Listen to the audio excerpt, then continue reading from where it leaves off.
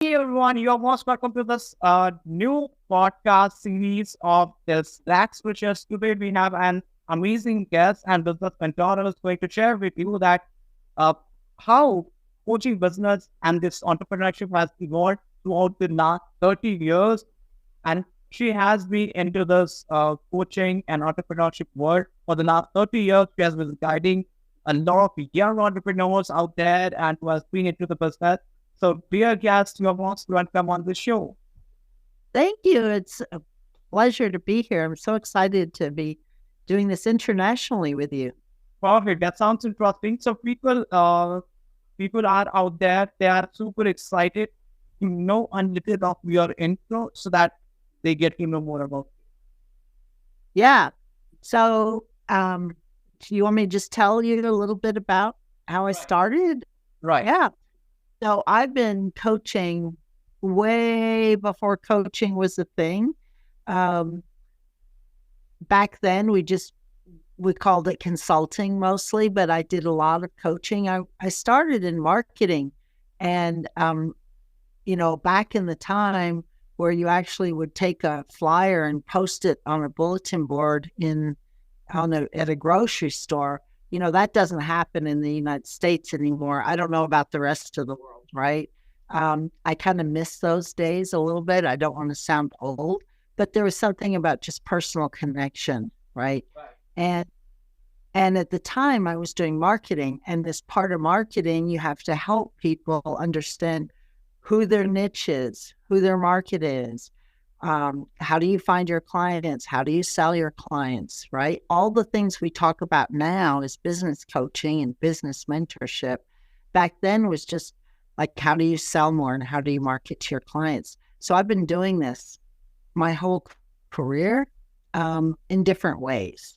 And it has evolved into a full-fledged coaching and publishing company, but I started it, over 30 years ago. That's what really sounds pretty interesting. As you mentioned, that people used to, keep the posters at the grocery store. So Right. that is still happens. I can see happen some of the part of the world somewhere. Like I could say over here in India, like not exactly about the coaching business, but there are different things that people are still doing that, right? So Yeah. I can resonate with, and I of course can tell that audience is also able to get some idea. People you can tell about if you are able to resonate it with that is happening is still happening over here, right? So Yeah. please let the audience know, like as the entrepreneurship as is being portrayed right now on the social media platform.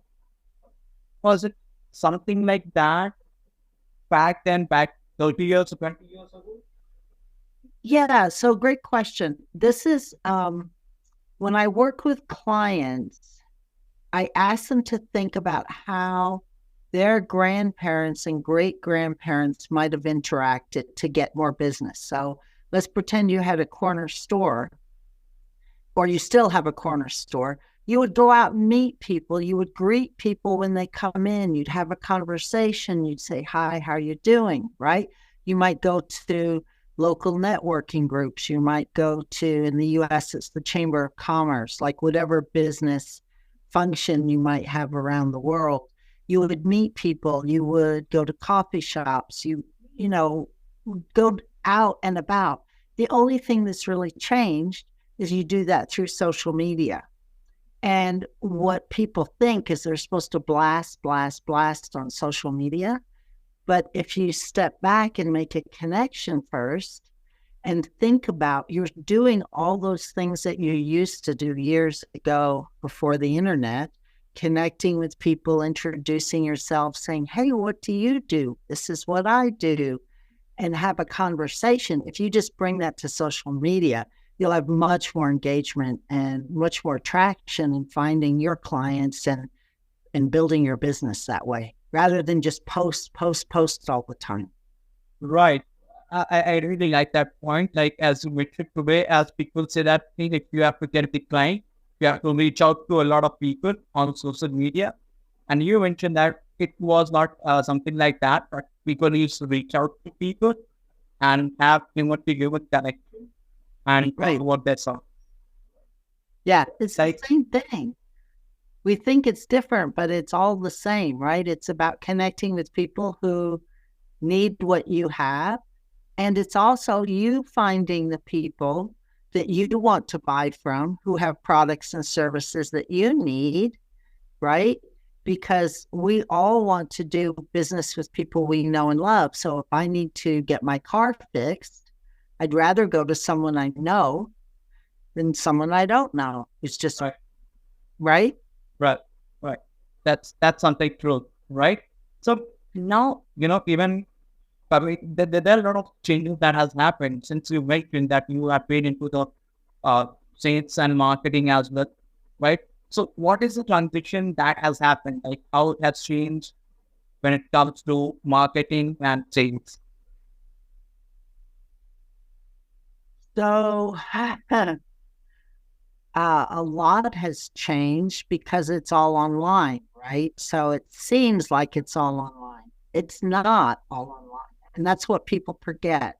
They think I have to do it all online, but actually, our authors do book signings in person all the time, and you connect with people and sell books that way, right?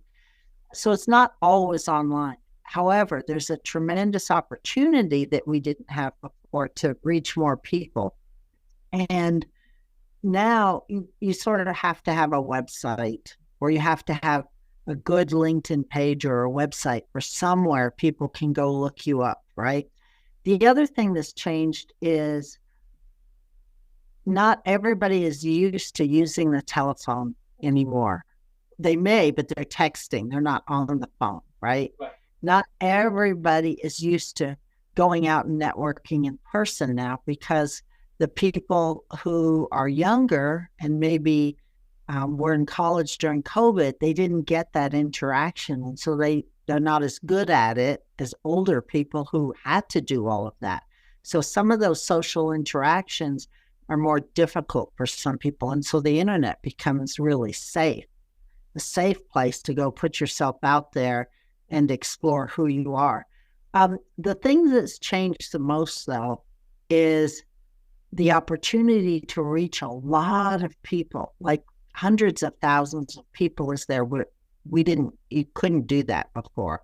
You'd have to go find your 50 or 100 people that wanted to do business with you.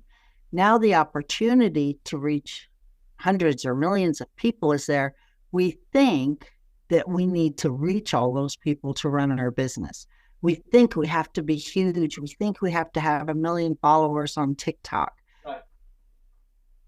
That may work for you, but you don't need to. You need to find a core group of people who loves your message, who wants to follow you. And so asking your questions, what's changed is the opportunity is massive, but then our mindset changed to think we have to go reach all those people. And that puts most of us in overwhelm.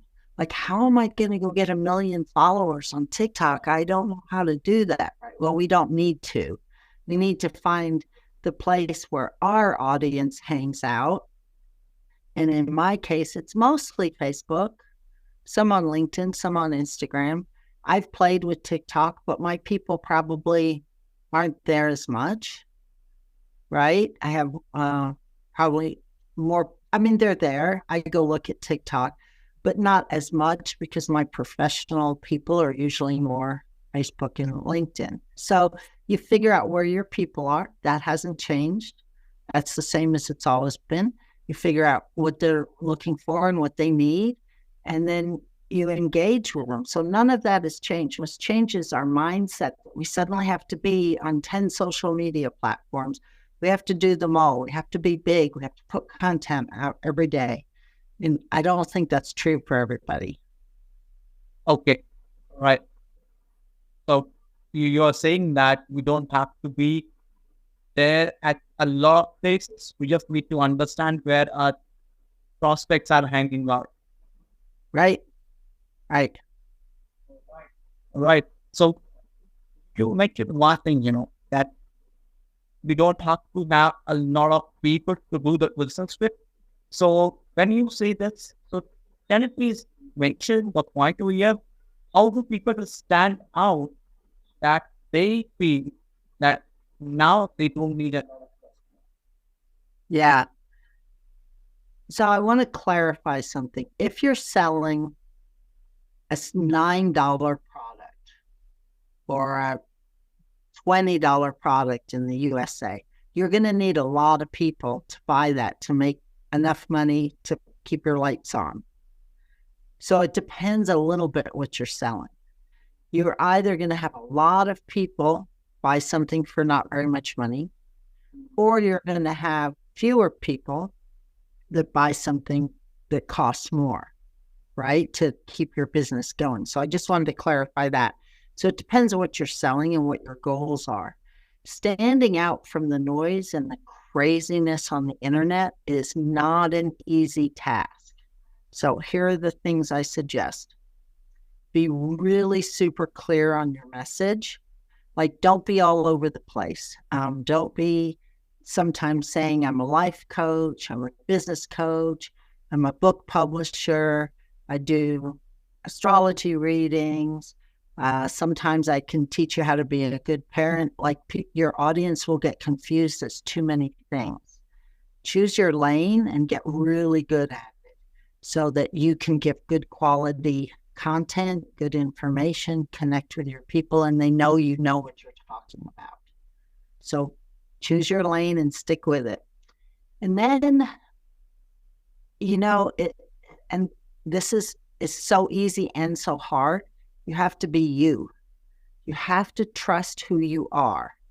So not everybody's going to resonate with me. Some people are going to look at me and make fun of my earrings or say I don't know what I'm talking about. Same with you. We're not going to resonate with everybody, but we have to be who we are because that will come across. And the people that like you will want to do business with you. And it seems so easy and it's so hard because the internet makes it seem like we're supposed to be a certain way. We have to have our background perfect. I mean, your background's great, right? It's great. But if you look on the internet, they might say, oh, you have to have all these books or a yacht or a private plane behind you, right? Depending on who you listen to. And that's not true. You have to be who you are and be really clear about your message. And that will help you stand out. Right. So what you are saying is that you have to understand and clarify of what you want and make a decision that, okay, now you want to go in this direction and start making content out of that. And the people who are able to resonate it with, they don't see where you come from, what you have. They just see that what you're delivering. If they're able to resonate it with, they will do the business. Right. I think we're all interested in people. Like you and I talked offline and I asked where you were from. I mean, I'm interested in a little bit of personal to get to know you, but nobody wants like everything about you. Nobody wants all the personal details, just enough to make you personable and good content. I'm not, and I don't always follow my own advice. Here's the thing. You have to be you first. So I spent all last week just posting pictures of my flowers online because I didn't really have anything to say. Nothing came to me. So I posted pictures of my flowers because that's what I wanted to do. It's summer, it's beautiful, and I couldn't think of anything brilliant to say, right? So there are the rules, but when you've done it enough and you feel comfortable enough with who you are, then you can break the rules, right? The important thing is to know your content, know your lane, know your business, know what it is that you're sharing, what it is you're selling, be confident in that, and then go share who you are with the world. Right. That's really super interesting point over here to understand. Being yourself, and people would be able to connect with that if they are, because you cannot fake it for the long period of time. You can't. And people can feel it, even across like Instagram. People can feel it if you're not you, if you're trying to be someone else. If you pose in front of a jet or in front of a yacht or at the beach and it doesn't feel right, people can say something's off with that person, right? I don't think they really have a private jet. I think they've just photoshopped it behind them or something. I mean, if you have a private jet, great, post it, but don't try to be something you're not, because people can feel the incongruency. Right, right. That's really super interesting point to understand that be you. Yeah. And if You, people are able to connect with you, they'll do the business. yeah. And isn't that like what we all try to learn about ourselves, who we are? That's what we spend our lifetime learning, right? Who are we? What do we stand for? What do we believe? How are we good parents and friends and daughters and sons? Like, that's really life, learning how to be more of who we are and how do we fit in the world. So it's kind of the entrepreneurial lesson and the life lesson, both, I think. All right, that sounds super awesome and interesting, right? So would you like to give any three advice to the entrepreneurs out there, working entrepreneurs, so that they Yes. avoid the mistake? Well, I think for starting people, entrepreneurs, but this goes always, you really have to get comfortable selling. You have to get comfortable asking for the money. And not everybody is, right? Some people will back off or get scared about selling. And when you think about it as you're just sharing who you are and what you have to offer, and you're going to keep asking to see if it's a match and get comfortable in that, it's much easier to run your business. If you're not comfortable selling your product or selling your service, it's very difficult to build a business. I mean, you'll have a nice hobby, but you're not going to make any money. You're not going to be able to use it to pay your bills. And so the first thing I would say is learn a way to sell that's comfortable for you so that you can do it day in and day out. Don't be scared of it. It's a skill that you have to learn. And going along with that, you're going to have consistent people coming to you all the time who are interested in what you have. Because when you run out of people interested and there's nobody there ready to buy, you're going to be scrambling trying to find somebody to buy what you have, right? And so you have to always be out there looking for new clients or re-engaging with the clients you have and get really comfortable selling. If you can do that, you'll be fine.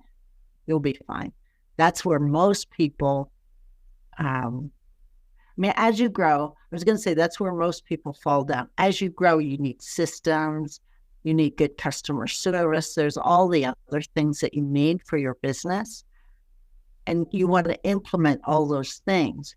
But if you're not comfortable with selling, you'll never have a business to put all those other things in place. Right, right. So in terms like people have got to get the selling the skin, that's the number one thing for an entrepreneur. Yeah, I think Perfect, so. perfect, perfect. And I strongly can say that yes, this is the number one skill that everyone needs, right? So you mentioned also one thing that people should be not afraid of, say, selling.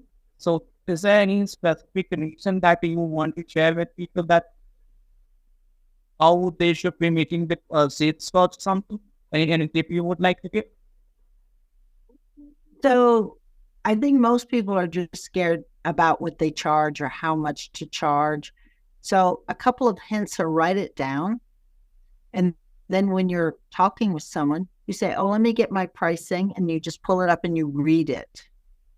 And it just makes you more comfortable saying, Yes, I charge $3,000. Yes, I charge $100,000. My price is $49. Whatever it is, it doesn't matter.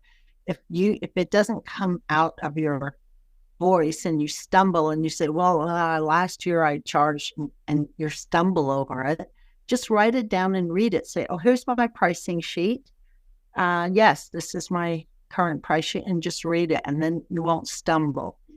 Some hints like that really help you get comfortable being able to ask for the sale. And then you say, I take credit cards, send me a check. We can do this over the phone, over Zoom, whatever works for you. And you get really comfortable with that.